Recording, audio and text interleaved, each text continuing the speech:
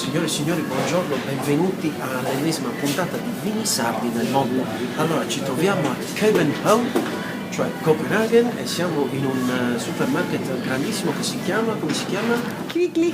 Ok, perfetto, era tutto giusto quello che volevo dire.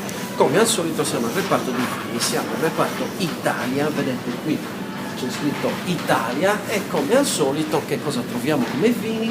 Guardate, il Barolo, la Baruta. Mamma mia, il vin d'oro, ma come si fa? Cioè, il Chianti classico, tutti i tipi di Chianti, muro, ma che rosso fuoco, ma poi questo che cos'è?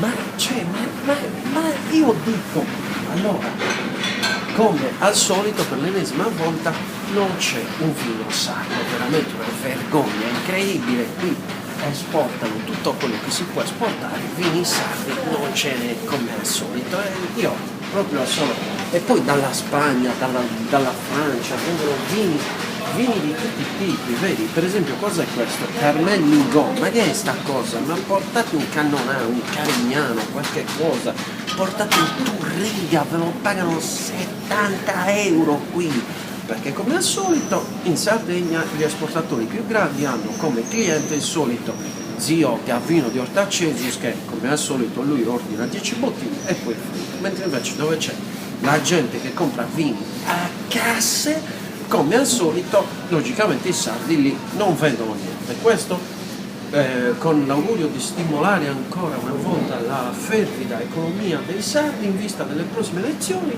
io vi saluto e vi rimando alla prossima puntata. Ciao! Ciao.